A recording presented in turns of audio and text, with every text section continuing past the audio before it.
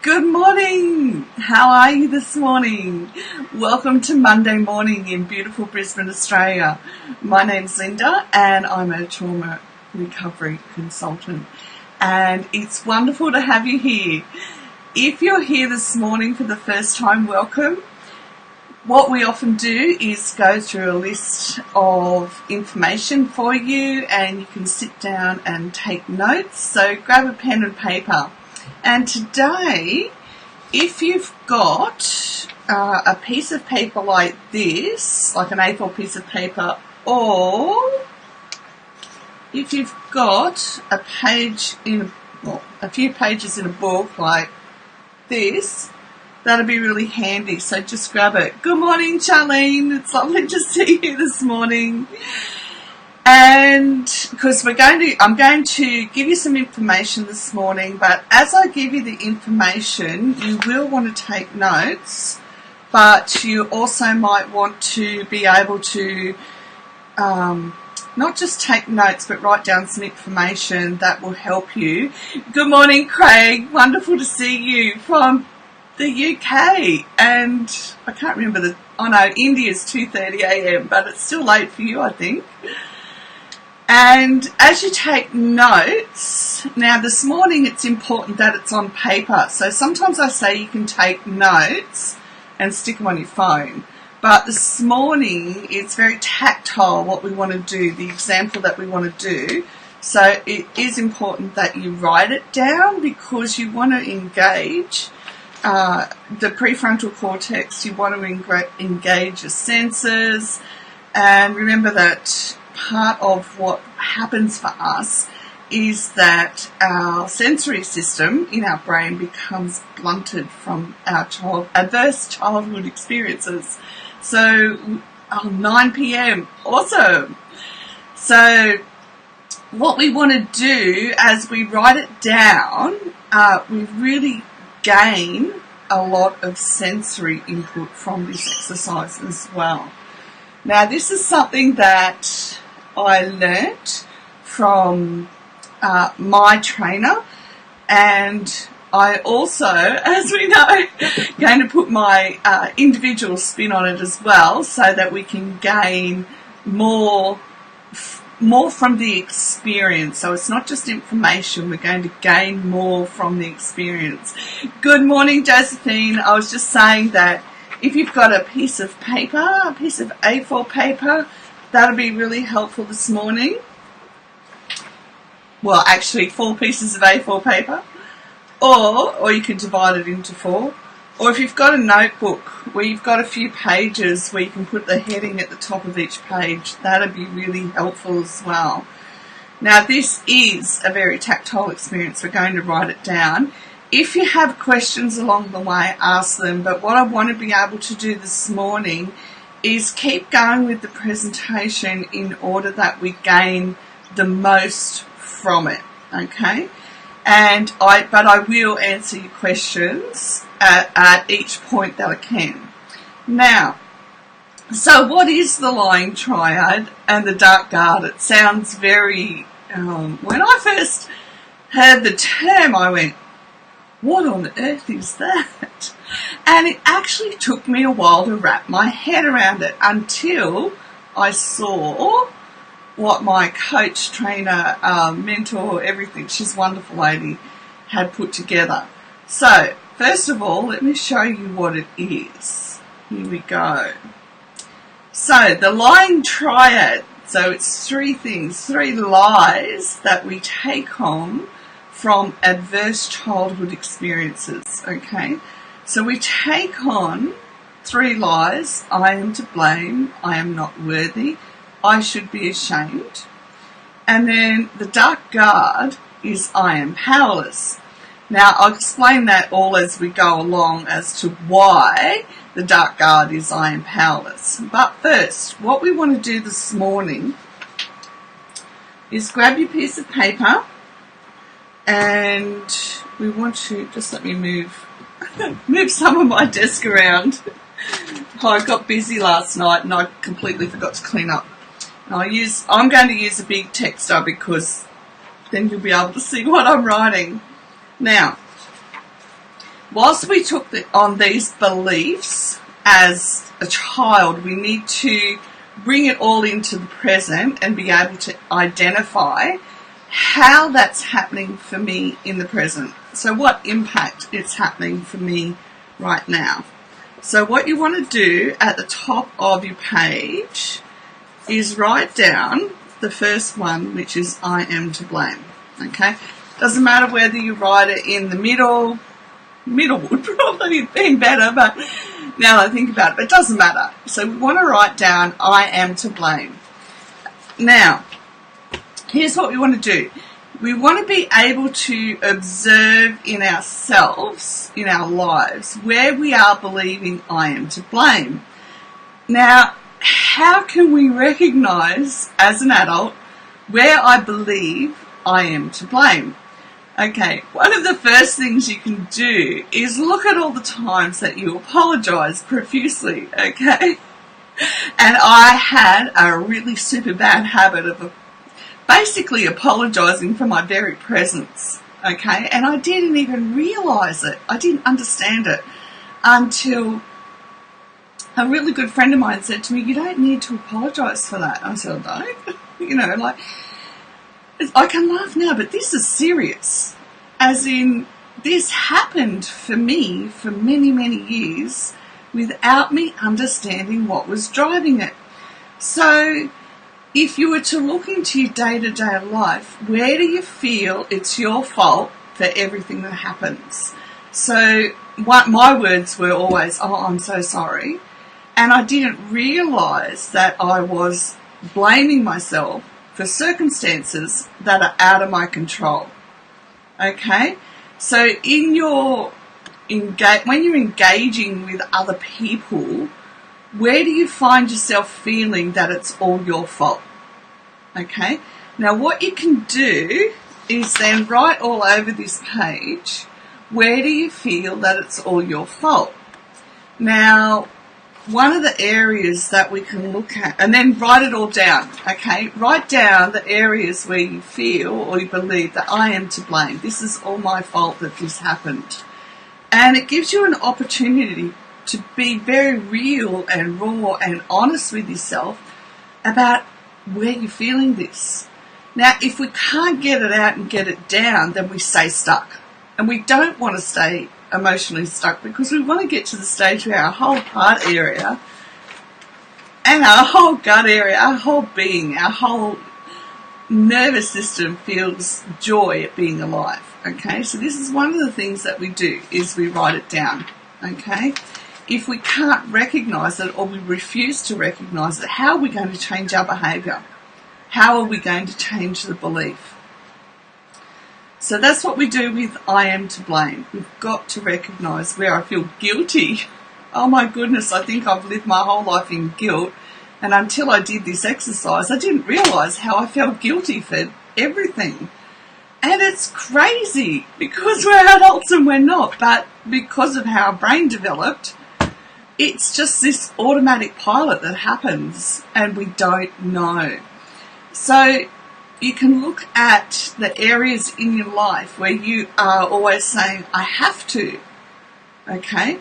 Just that one thought process alone can lead you to understand where I'm believing I am to blame, okay? Now, the next one can be a bit more challenging because it took me a while to wrap my head around this as well. I am not worthy. So you want to do the same thing. You want to grab another piece of paper or another page and you want to write down at the top or in the middle, I am not worthy.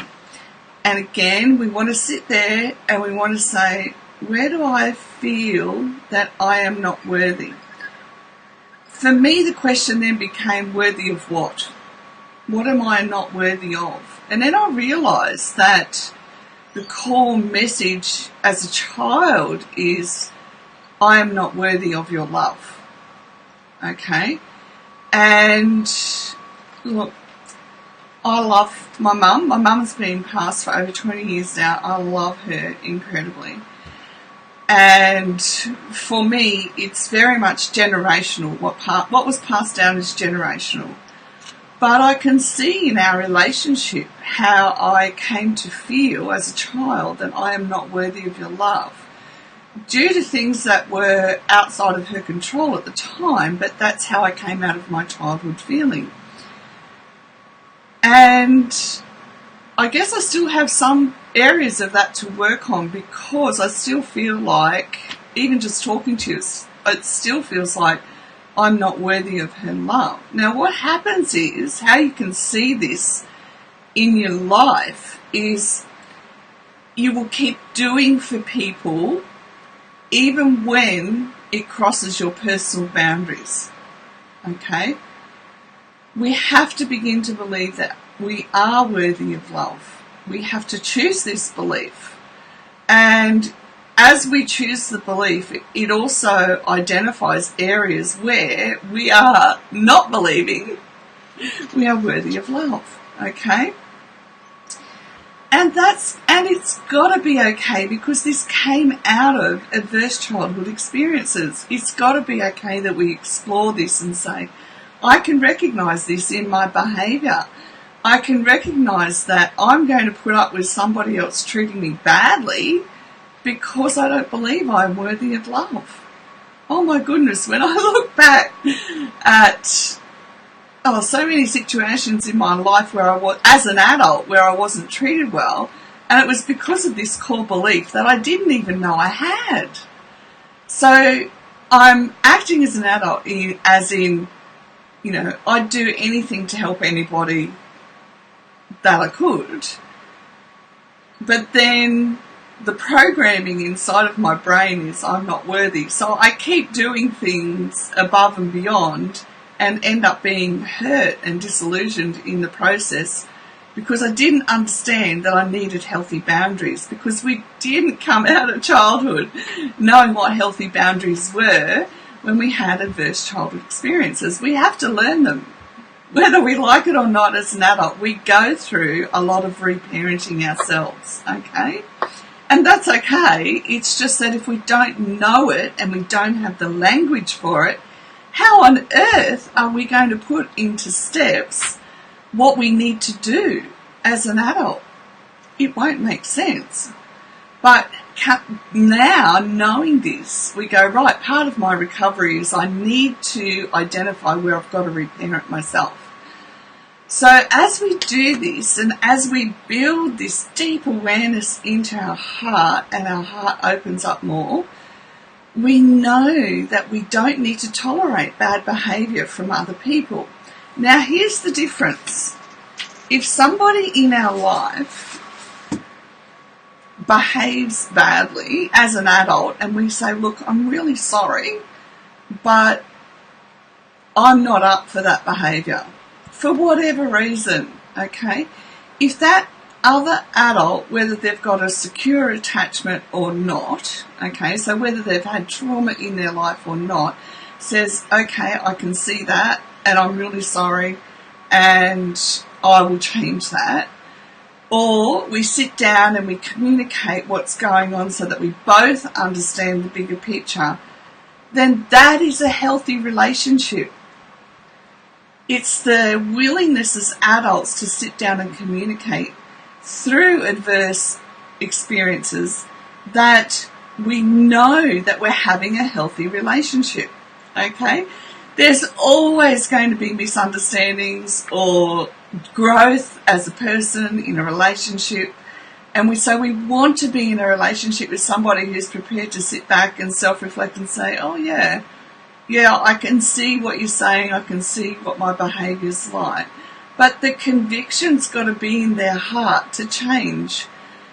People who are so broken that they can't see it and don't want to change have to go through an even more extensive process to get to the place where they can sit down and want to change at a heart level. Okay, so want to change and continue to grow into a space of deeper love and a deeper connection in love. So us coming out of adverse childhood experiences with the I'm not worthy, I'm pretty sure now that you could sit down and go, yeah, I am worthy of love, and I am worthy and able to give and receive love. So now I need to identify where I need to learn to use my voice and say, right, no, I'm not going to cop that behaviour.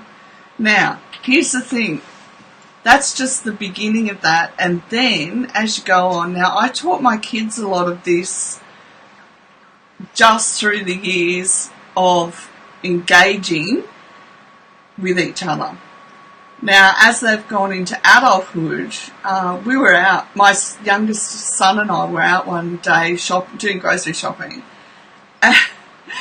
And I was tired, my brain was tired, and I don't know what happened. Somehow we had a miscommunication. I ended up upset. But what he did for me was really, really precious. He said, no, Mum, we're not letting go of this. We're going to sit down and we're just going to talk this through.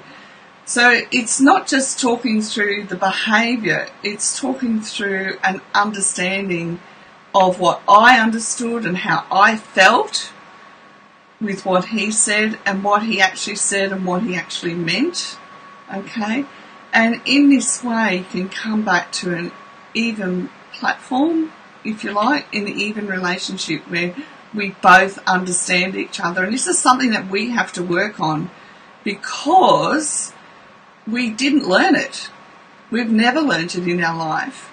And we want people around us who want to be able to talk about this. Okay? We want to be able to talk about how we're feeling in order that we can put things in order. Okay, so good morning, Deb. Good morning, Charlotte. Great to have you here. We're just going through the line Triad. We've got 4 pieces of A4 or some lined notepaper, and we're putting them at the top and writing down the areas of our life on those pages where each one applies. Now, the next one, I should be ashamed. Shame is very, very insidious. Okay? It creeps in without us knowing it. I should have brought some water. It creeps in without us knowing it, and in the beginning of our recovery process, shame can be hard to pinpoint. Really, really hard to pinpoint. And I've had people say to me, oh yeah, I've dealt with my shame. And I'm like, oh yeah, no you haven't. Because it is hard to pinpoint. Now, shame goes right down into our core, okay? So we've got to be doing the core work, core soul work, right down deep. So going into our heart and being able to identify where we feel we don't belong. Okay, so it's not just thinking about it, it's being able to feel where we feel that we don't belong. Now this is hard. Right? It is very, very hard because when we come out of adverse childhood experiences, we have this belief that I should be ashamed. And one of the core beliefs is I should be ashamed of who I am. So how do we see when we are acting out of shame? You may not know it right now right in this moment, and that's okay, all right? Because shame is very deep. And we often don't go pinpoint it and say, yeah, I can see that until we're right in the moment, okay? But if you can sit down and put it at the top of your page and say, I should be ashamed, and then make a list of what you came out of your family believing you should be ashamed for. Now, you can say, this is where I felt that I didn't belong, okay? It's hard. It's very, very hard. And this is one of the reasons why I say you've got to take this information and talk to a therapist or a trauma coach, because the healing comes in relationship. I found that with shame, nailing it down for a lot of years, there were a lot of other things that came before it. And then when Brene Brown put it into the words of where I feel I don't belong, I found it easier to identify in my day-to-day life because when I felt ashamed, I wouldn't speak up. So if you can identify on your sheet as well, where do I hide my voice? Where do I not speak up and I need to? Now this can happen even as a parent, okay? Recently I was talking to an individual and how their adult children were treating them was just terrible. As an adult, we have to take responsibility for our healing. We don't take responsibility for other people and what happened, but we take responsibility for our recovery. And no adult child should ever be disrespectful to their parents. And it's not their parents' fault that somebody else in their life treated them so badly and instigated adverse childhood experiences, and then they blame the other parent. They will never recover. But meanwhile, the parent of the adult needs to be able to sit down and recognise the trauma in their life so that they don't need to feel ashamed of what happened. They also came from generations of trauma. And this is very, very real and raw for people my age and older as well, is that we had none of this scientific information to understand it. We had no language. And so much, well, and we certainly didn't have Google when we were raising our kids, you know. So each adult has to take responsibility, but even if we've got adult children who are, sitting in victim mode, it's still up to us to not feel ashamed and work with it and go, right, where can I pinpoint this? Where can I change my behaviours to better reflect what is the truth? Okay? Now, if you've got, this is just to show you an example. I'll just grab those pages. So if you've got your pages, leave 3 pages of I am to blame. Now you want to do one that says I am powerless. Now I am powerless is the dark guard, which I'll explain the concept in a minute. And it's the overwhelming driving belief that keeps the other 3 in place. Okay? Now, you want to get your piece of paper, you want to put at the top, I am powerless, and you want to look at where you believe in your life that you are powerless. Now, we can never change anybody else, we can never change their behaviour, we can talk up and say, I don't like to be treated that way. We can do all of that, but at the end of the day, until we reclaim the deepest love in our heart and our attachment into our own innate power as a human being, right down to our spiritual call as well, we've got to start acting and believing that we do have power, okay? And in order to do that, we've got to identify where we're believing that we've got no power to affect change in our life. So under I am powerless, I want you to write, where am I believing that I've got no power to affect change in my life? It's pretty crucial, because then we're going to be able to identify areas where we can say, right, I want to learn how I can affect change in this area of my life. I want to understand the process of how I can begin to believe that I have the power to affect change in my life. If we're not getting it out and down, and we're not sitting and self-reflecting and noticing where we're letting people walk all over us, or we're believing that we can't do anything, then we won't ever affect change. Now I am powerless, or I have power to affect change. doesn't mean people are walking around in their head going, oh yeah, I got it all together, I've got power, I can do this. It's not that at all. It's a deep inner knowing. It's a deep connection to feeling and believing in the power of love within us to affect change. Okay? Now, when I look back to when I first had to work towards even just getting out of bed, I didn't walk around saying I am powerful at all. I just believed that I could do this. So when you look at where you're believing I am powerless, you begin to flip it around into where do I believe I can do this? And for me, at different stages, obviously in the beginning, I didn't even consciously think this. I just went, I can do this. I can get out of bed. I can work out how to make my legs coordinate. I can work out how I'm going to get up the hallway and, you know, across the furniture, across the kitchen, into where my computer was, right?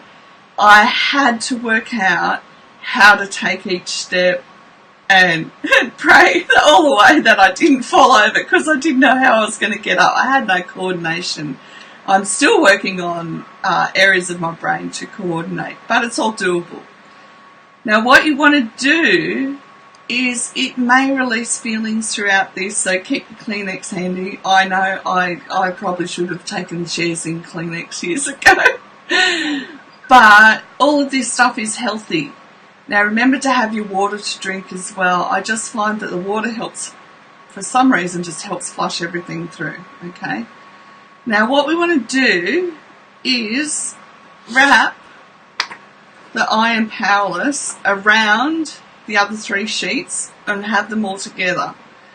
If you've got, what do you call them? You know, when you've got paper towel and you've got the inner tube, the inner roll, you can shove them in the inner roll if you want.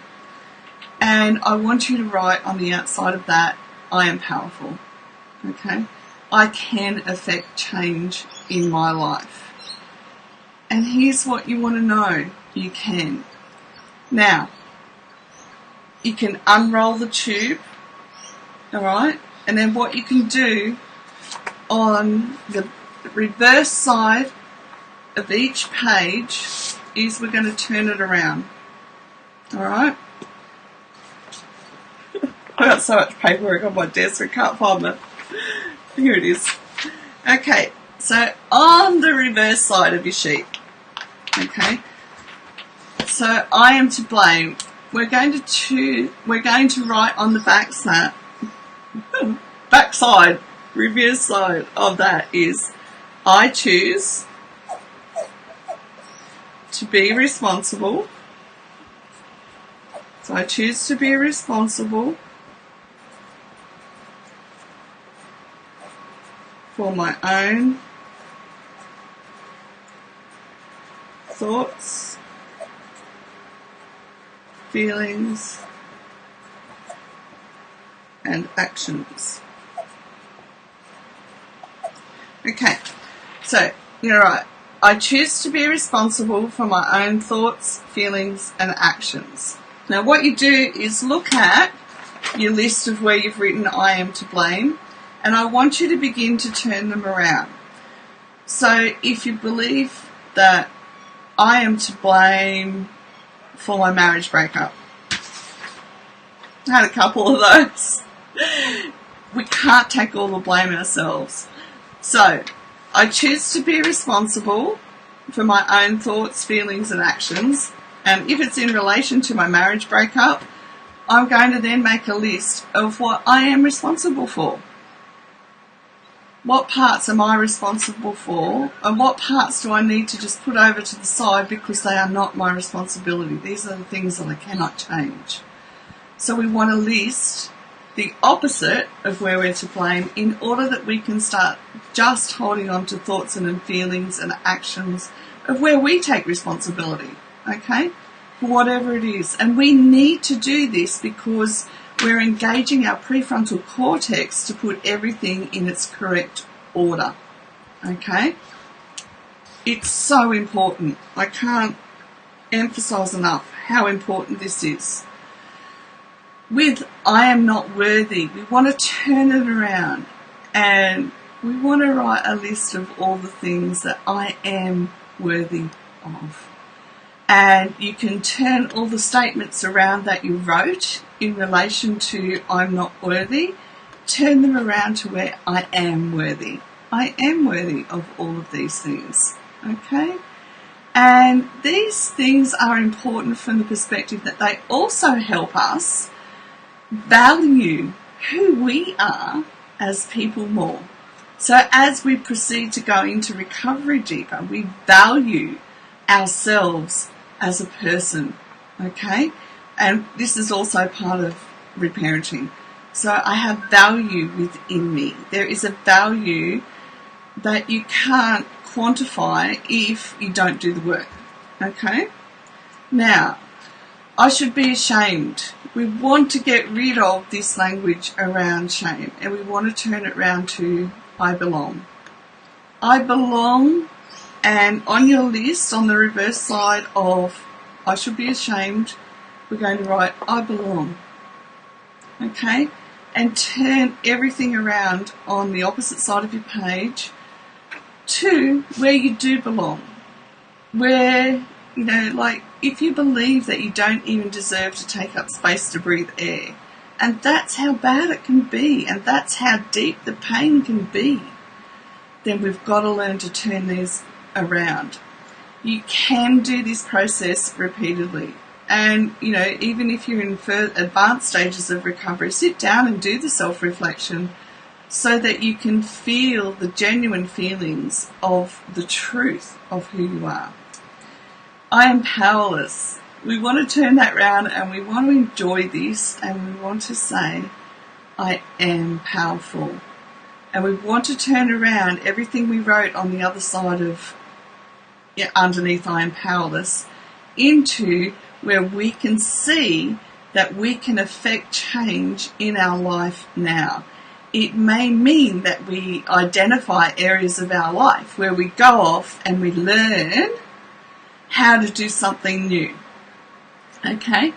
Where we look, for me, when I look back into the darkest of times for me when I couldn't even talk, but I sat on Facebook and I could see things on there that I wanted to be able to do. So I wanted to be able to make the memes. So if you look at the square where I write all the information out about what the next Facebook Live is, that's called a meme, okay? So 12 years ago I went, I want to learn how to do that. I want to be able to do that because I found, because I couldn't talk, it was a way that I could express myself. And so I went, basically I've got power that I can work out how to do this. And so I did. So whatever it is in our life, even if it's to do with parenting our children, we can always learn how to do this and it is manageable. All right? I can manage this by learning how to do X, Y, and Z. I can manage this because I can put it in an order where I feel that I can carry out the step-by-step process. So that is more what I am powerful is about. Okay? Thanks, Josephine. It's been a long journey, but worth it. So we want to be able to identify what's happening in order that we can turn it around, in order that we can connect into our truth. And the truth is that when we set our mind to something, no matter how hard the challenge is, we can do it. We can return to a space and place where our life is healthy, okay? Healthy for us. It may not look like the typical 9-to-5 job, life that we grew up with, or certainly for me in my early years of work and what it meant, but we can still have a life where we have healthy communication, we have healthy connections, and we keep learning and expanding our idea of what our life would look like as well. I know this is a lot of information today, but we want to take back our life, and we want to be equipped to do it bit by bit by bit in order that we feel alive again and we can help others learn that they connect too, because every single one of us are needed. Every single one of us are needed here to affect change, not just in our lives, but in the lives of others, because there are so many people who, for generations now, have been walking in so much pain because there has not been this information around. There has not been the language. There has not been the scientific evidence to back it up. Whereas now we have every bit of scientific, well, there's always increasing scientific evidence, but we do have a really good foundation to understand what's happening at our brain level now. So we can take hold of these exercises, of the information. We can apply it individually into our lives and begin to reclaim every single part, and it's worth it. Josephine says, I'm going to go over your video a few times, very helpful as it confirms what the Holy Spirit has been teaching me for years. Yeah, that's exactly right. If you're a person of faith, a Christian, this information will absolutely fit in with what the Holy Spirit has been guiding you into for your life. There is nothing that in the information that I share with you that will not slot into what we need to learn and understand. And when you apply the information with the Holy Spirit, you find that you have an even deeper understanding because you're including the spiritual aspect of your life. I don't talk a lot about the spiritual aspect of our lives because this reaches a lot of people who are on different parts of their journey. And I know from where I came from that first of all I needed to understand this in order that so there's an order, in order that as I progressed along, I then included the spiritual aspect of the journey into my life. And look, science will even tell you that we have a spiritual part of our brain and that we need to incorporate that spiritual aspect into our life as part of our recovery journey. They can't tell us how, but I can give you that information, and how you do that will always be this incredible individual journey. Always.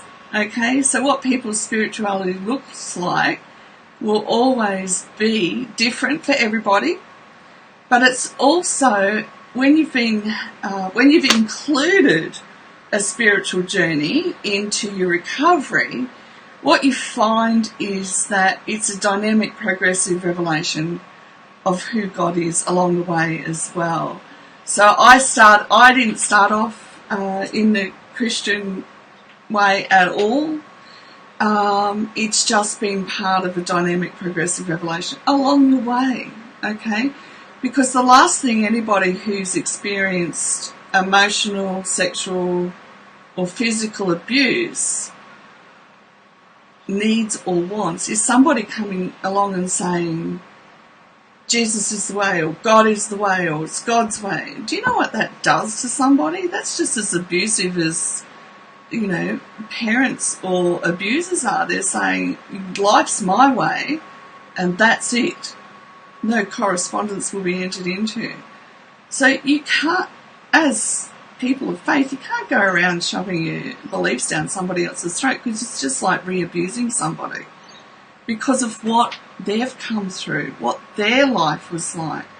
And we've got to meet people where they're at. It's a really private journey, and we have to honour and respect that journey in whatever form and shape that it takes. So yeah, that's why I'm very gentle around the spiritual aspect, but certainly for those that are here, everything that I teach will absolutely fit into that set of beliefs. Not a problem at all. Your spiritual journey just deepens what happens as well.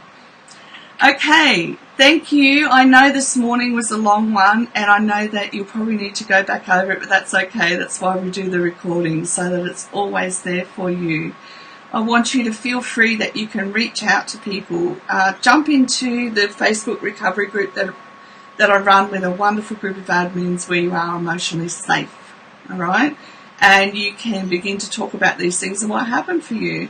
And know that you'll meet people from all over the world who are your greatest cheer squad and help through the lumpy, bumpy bits as well of life. And we know how to laugh too. It's a wonderful place to be. Thank you for joining in, and I will be back at 7 tomorrow morning. Now that study's finished, I won't have to have a crazy schedule around this. We'll do Monday to Friday and give you some information to help you on the recovery journey. Remember, we're the turtles. We win the race. The rabbit, the speed doesn't win the race. We win the race because Slow and Steady won the race. Blessings and dreams, and I'll see you in the morning. Bye for now.